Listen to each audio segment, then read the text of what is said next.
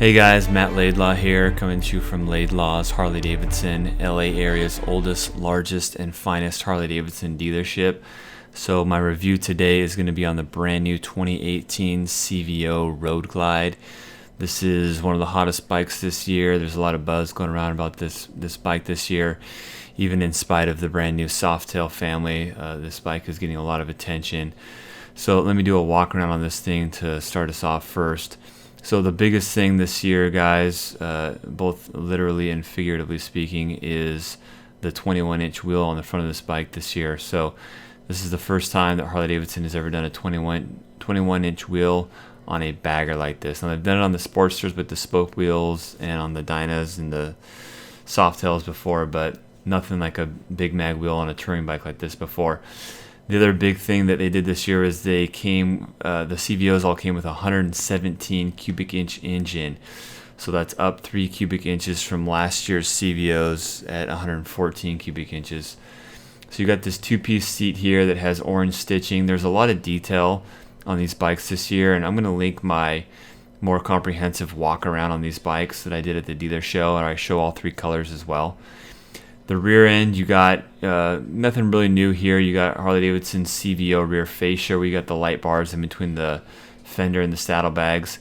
This is the first year on the Road Glide where they've given it the Stage 2 boom audio system with two different amplifiers. One in the saddlebags that powers the two saddlebag lid speakers, 300 watt amp. You got a bridged 150 watts per channel, so that's per speaker. And then you got another designated amp in the fairing that powers the two speakers in the fairing. So these are Harley-Davidson's Boom Audio Stage 2 speakers. They came out, I want to say like 3 or 4 years ago on the Street Glide. So you got some of the Defiance collection here. You got Harley-Davidson's Defiance floorboards. Kind of a cool orange highlight in the bar and shield on both the horn cover and the floorboards and in the grips as well. Here's a closer shot of this big 21-inch wheel. You can buy this wheel out of the P&A catalog to put it on just a regular Road Glide as well. For whatever reason, in the parts catalog, it says it won't fit a Street Glide and it won't fit anything with the lower leg fairings either. Not sure why that is. They have kind of this lower profile mustache style engine guard as well on here. And this of the three different colors has all the chrome finishes on the engine covers. The other two colors, the dark earth and the gunship gray, use black covers. So here's your 6.5 boom audio system here. You got navigation in there just like the regular Road Glides. And this little trip switch here that's going to toggle between your trip A, your trip B, remainder of how many miles you have. You've also got your tire pressure monitoring system on here as well, so you can see what the tire pressure is in your front wheel and your rear wheel as well. So that's kind of nice. There's also a separate interface screen on your infotainment system that tells you what your tire pressure is as well. Something cool about this, you can lock and unlock the bags. In past years, that's only been available on the Ultra Limited, but they put that on the Street Glide and the Road Glide now, where you can lock your bags with your remote and on your dash there. Flush mounted gas cap here. It's a 6-gallon fuel tank. They recommend premium fuel only, 91 octane in California. Other areas of the world and the country, it's going to be a different octane rating probably. So you got your cubby holes here, you got your USB port there, nothing new there. They've had that since 2015 on these Road Glides. Center console's got the real cool insignia of the CVO and then the flush mounted cap off to the right. Most Road Glides have it right in the center there. So yeah, stretch bags on here, nothing new there. CVOs have come with stretch bags now for about 9 years. But, real slick paint job. I gotta say, I'm real happy with the paint this year. I really feel like it's more in tune with what's hot and what's kind of trending right now. You got really cool highlights on the rocker box covers, the air cleaner cover, those orange highlights on this bike. And so those are kind of the main points that are new this year. You also got a wireless headset connectivity in this bike as well. So no more cord running from your helmet down to the bike.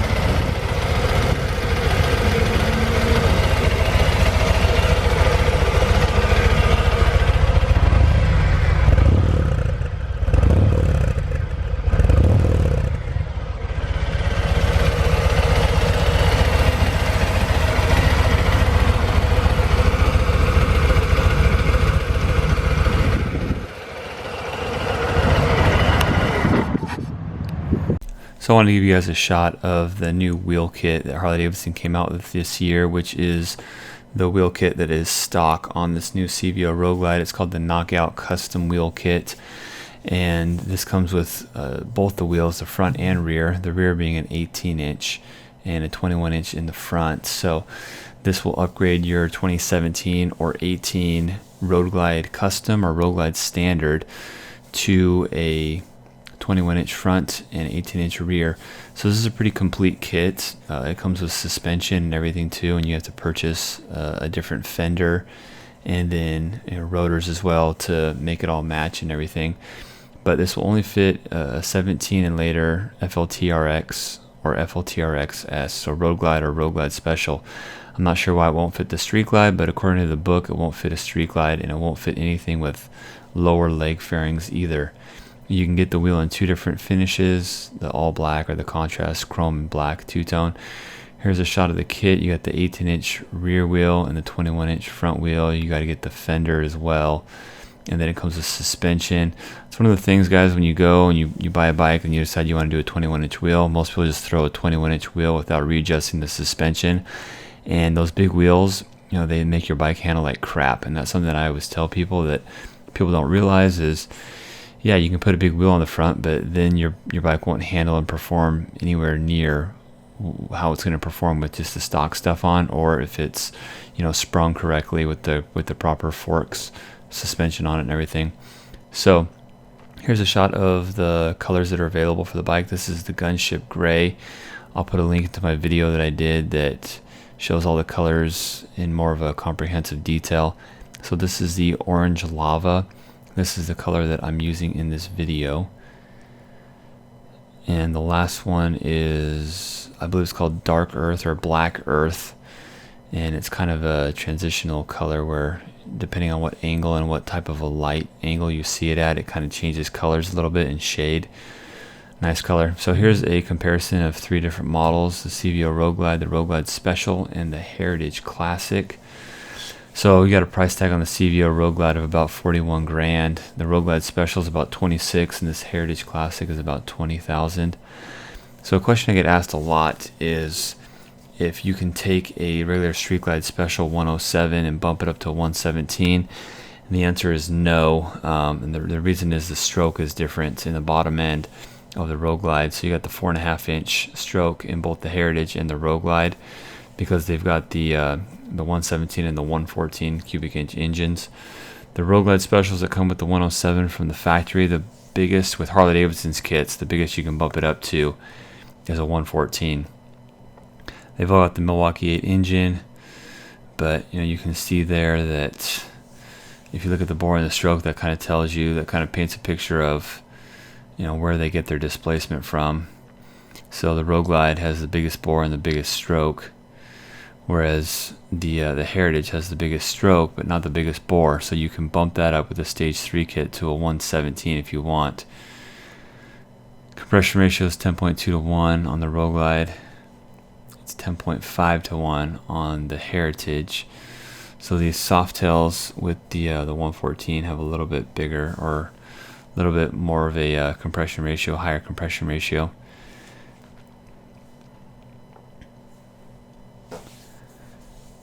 And here you can see the wheel size here. So they've both got the 130 millimeter width in the wheels. Front wheel on the Road Glide obviously is a 21, 19-inch front wheel on the Road Glide Special, and a 16-inch wheel in the Heritage. And tires in the rear, 180 millimeter in the Road Glide. The Road Glide and the CVO and the Road Glide Special are the same. Now here's something interesting. The weight, 884 pounds on the CVO Road Glide. That's the running order weight, and 855 pounds on the Road Glide Special. So you got 30 pounds heavier on the CVO Road Glide, and you're at 728 pounds for the Heritage. So about 150 pounds lighter than the CVO Road Glide. So yeah, the power to weight ratio on these new Softails is really good.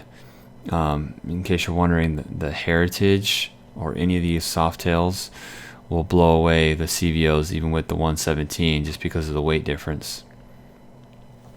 So in my riding portion of this video, I went out with one of my coworkers who was on the Heritage, and yeah, his bike was faster. So torque, 125 foot-pounds of torque, that's at the crank. 111 foot-pounds of torque on the Road Glide Special, that's with the 107.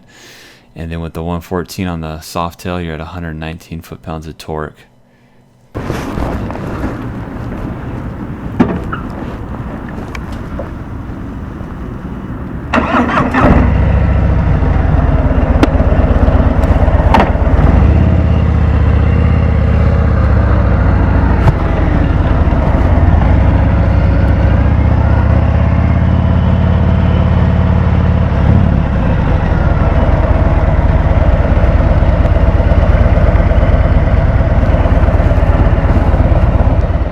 So this day I went out with my coworker Don, and he was on the 2018 Heritage, and we wanted to kind of do some side-by-side comparisons, and I set up a GoPro on his front fender to get a little bit different shot angles as well. So let me start off this video just kind of talking in a little bit about the CVO here. So in case some of you guys aren't familiar with the CVOs, it stands for Custom Vehicle Operation. A lot of times people refer to these bikes as the Screaming Eagle bikes, but the real proper name is CVO. And there's a separate section in the York, Pennsylvania plant. That's right, York, Pennsylvania in the United States of America, where they build these things. And it's a separate area where these bikes are all hand built by one person that goes through the entire process. Now, there are several of these people that build the CVOs, but on any one given vehicle, there's one person that oversees every vehicle throughout the process, and it's more of a hands-on building process on these real special limited bikes. So the other thing is a lot of people will say, well, what warrants the price tag? Well, that's a good question. So the CVOs always have a bigger bore engine than your regular OEM road glides or street glides, so they have more power. Second thing is Harley-Davidson really throws everything at these bikes that is applicable that's in their P&A catalog. So, everything from the fancier paint jobs, and you'll never see the same paint job from year to year. They have new paint jobs on their CVOs every year, and it's dressed up with all the fancy finishes, whether that be chrome or the blacked out finishes. And the stereo systems are always the best of the best on these bikes as well. This bike is outfitted with Harley-Davidson's top-of-the-line sound system, and cool special things that they come out with, like for instance the 21-inch wheel this year on this bike. They first introduced it on the CVO, and so we've done the math a couple times where we've actually priced out what it would cost to take a regular road glide or street glide and dress it up with all the stuff that comes on these bikes. And the year we did it was on a CVO street glide. I believe it was a 2015 or 2016 model year. And with just parts, that doesn't even include the labor to do everything, but just parts, it came out to be just under $30,000. So if you want a bike that already comes completely dressed up with all the goodies on it, and there's some things that you'll never be able to put on a regular road glide or street glider or limited, things like your saddlebag locks, and like the finish on the engine cases. They use this special metallic metal gray color as well. So there's certain things that you really will never be able to duplicate on these CVOs. So I usually tell people, and a lot of times I'll have people buy a bike, it's like a regular street glide or a road glide, and they'll drop a lot of money into it, and they'll look back and they'll be like, well, crap, I maybe should have just bought the CVO, because I have just as much there's just as much stuff on the CVO, if not more, and I could have gotten it for less had I just bought the CVO in the first place. So there's kind of that train of thought of thinking. The other kind of thought path that some people go down is, anybody can buy a CVO if they've got the money, right? But some guys want their bike to be truly unique, and so I get it.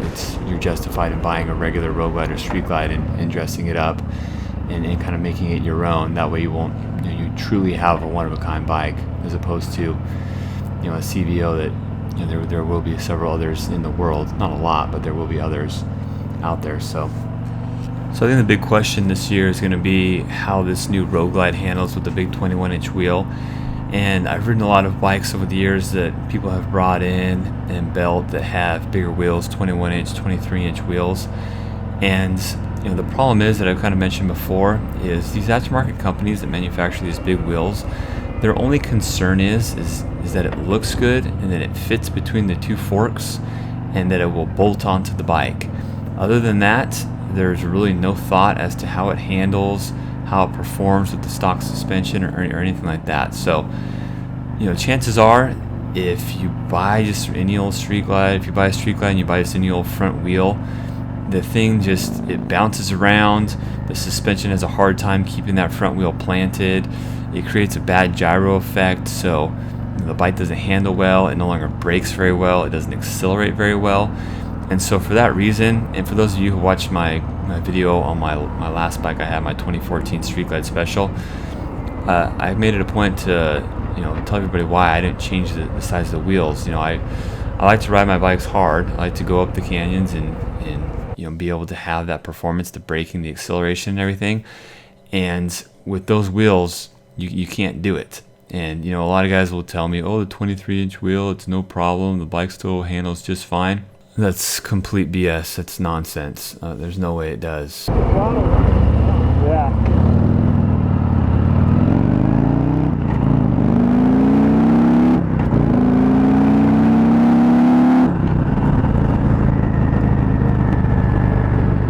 So after researching this and being at the dealer meeting and the show and talking to the people about this new big wheel on this bike, what I discovered is Harley-Davidson had an engineering team exclusively just working on the task of incorporating this big 21-inch wheel on these bikes while still maintaining the integrity of all the things I mentioned, the handling, the performance, the steering, and accelerating and everything. And Harley-Davidson nailed it.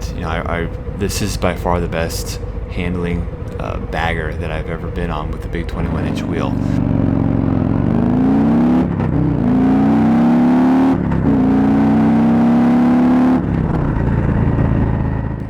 I do feel like, and I don't really have a whole lot of evidence with this comment, but I'm just going to say it anyways, I do feel like this bigger wheel does slow down the acceleration of this bike slightly. Although with this big 117, I mean, this thing really is a hot rod bagger for sure.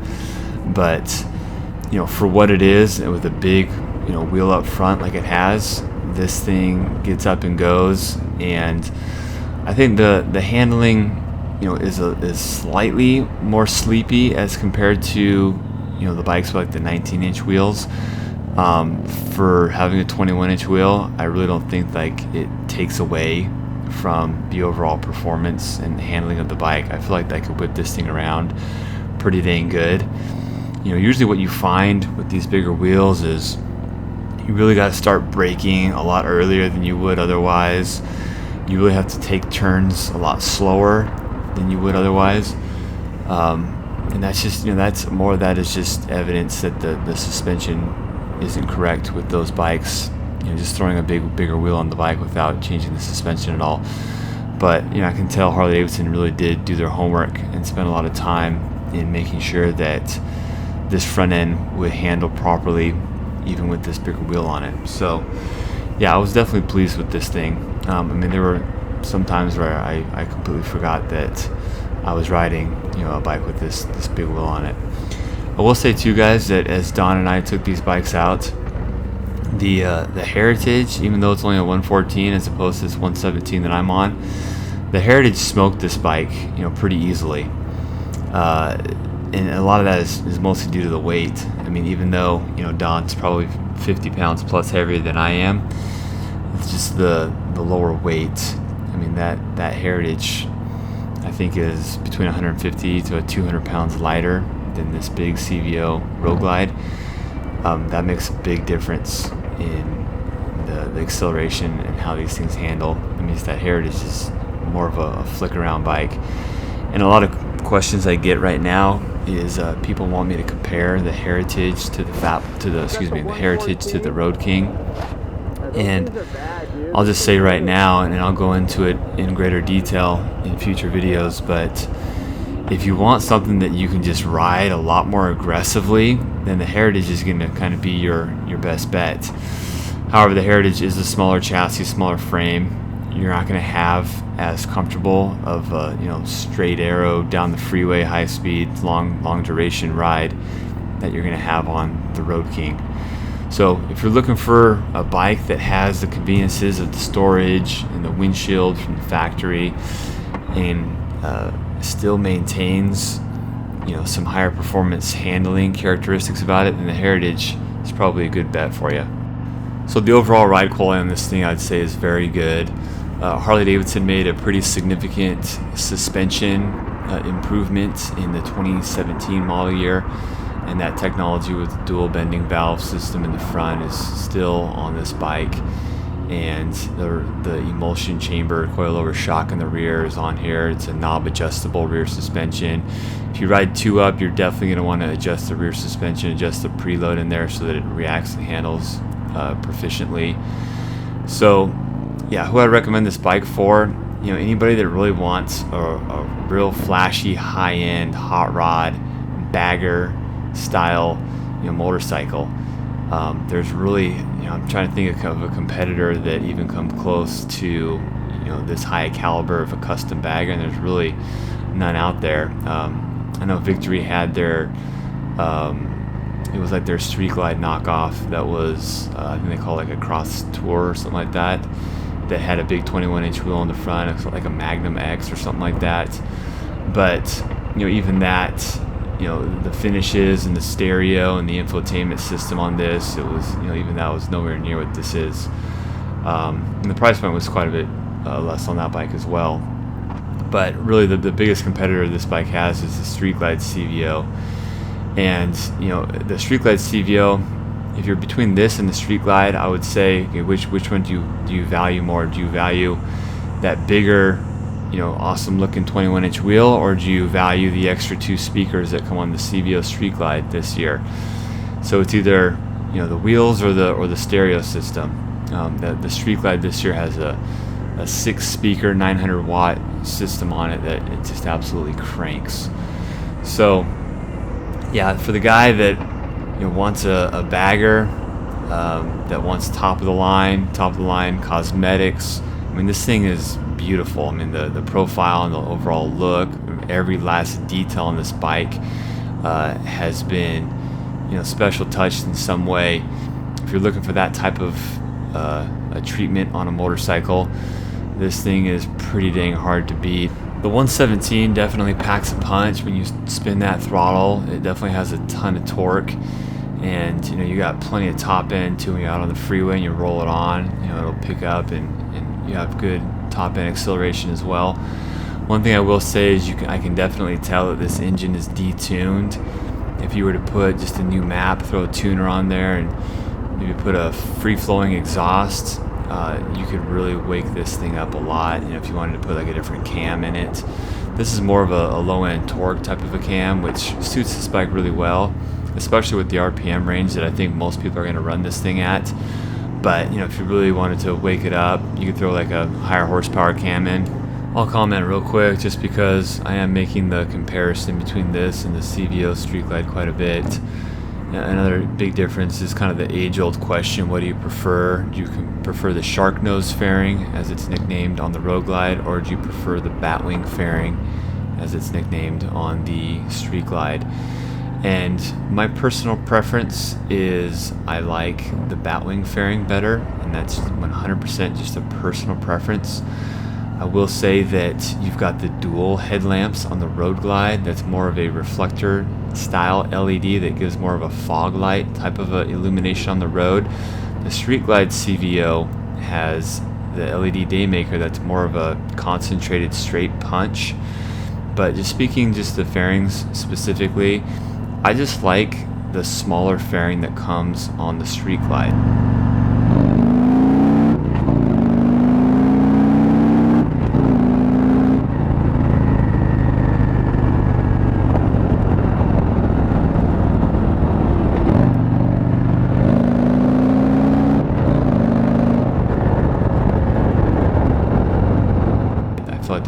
less surface area. This Road Glide has more of a wraparound effect to it. You have a little extra storage in the compartments that wrap back towards you. And I will say it is a little bit more stable out at high speeds because you have a you have a frame mounted fairing as opposed to a fork mounted fairing on the Street Glide. I think some people read way too far into that and think that in high winds the Street Glide handles poorly because the wind hits it and it affects the steering. That is a myth, guys. The Street Glide fairing does just fine in high winds. The Road Glide fairing, with its wraparound effect and its bigger surface area, I think keeps the wind off the entirety of your body a little bit more effectively. I will say that if you really want to keep all the headwind off of yourself, especially if you're a taller rider like myself, I'm 6 foot 6 inches, you're going to need to go to a taller windshield on these bikes. They have this low smoked profile windshields on there, and that's mostly for the cool, sleek, cosmetic style, but they can be better as far as functional, which is why the Road Glide Ultra comes with a taller windshield on it. The fairings that they redesigned in the 2015 model year, they are really, really good. You can tell Harley-Davidson did a ton of wind tunnel testing on these things. This Road Glide fairing has a triple vent system, and what that does is it reduces that uneven air or head buffeting that you would get otherwise on these bikes. And that system works really, really well. I mean, you're really just going down the freeway and you feel like you're going 20 miles an hour slower than you really are on these bikes, just because these fairings do such a good job at mitigating that high, heavy airflow that hits you in the face and in the chest. And that's something too, like as I've ridden a lot of these soft tails recently, that's something you kind of forget when you go to one of these big baggers, is you really do have just a really comfortable low intensity ride when you're out on the freeway, doing 70 miles an hour down the freeway, just because you don't have that wind blasting you in the face. I mean, it feels like you're going a lot slower than you really are on these big baggers. And the venting system on this bike is just one of the many things that lend to that really comfortable, relaxed, high-speed ride down the highway. The other thing is the infotainment system on these bikes. Harley first launched these systems in 2014, and they're relatively the same. They have added a couple key functions to these things in recent years, like the tire pressure monitoring system has been added. It's an interface on the system. I wish I had the opportunity to test out the wire-free Bluetooth headset on these things, but this is a demo bike. I didn't have access to that. I do plan on doing a review on the wire-free headset system here pretty soon. I plan on purchasing one on my personal bike, and so I'll be doing a review on that. So I'll just end with my final thoughts and kind of my recommendations. If you want a touring bike and you want the custom style, cool bagger-esque type of look, then it's really hard to beat this thing. I'd say really the only other choice is a Street Glide CVO. If you want something that's like more geared towards big long trips, get on the road, pack a lot of stuff with 2 people, and your better bet is to go the Ultra Limited because it has the extra storage space in it. But I mean, this thing is probably on my short list of top 5 my personal favorite bikes this model year. I think 21-inch wheel, they killed it with that thing. It handles and performs real good with it. And the 117, I mean, this thing is a hot rod. If you want Harley-Davidson's best handling and performance, I gotta give it to the Softail line, guys.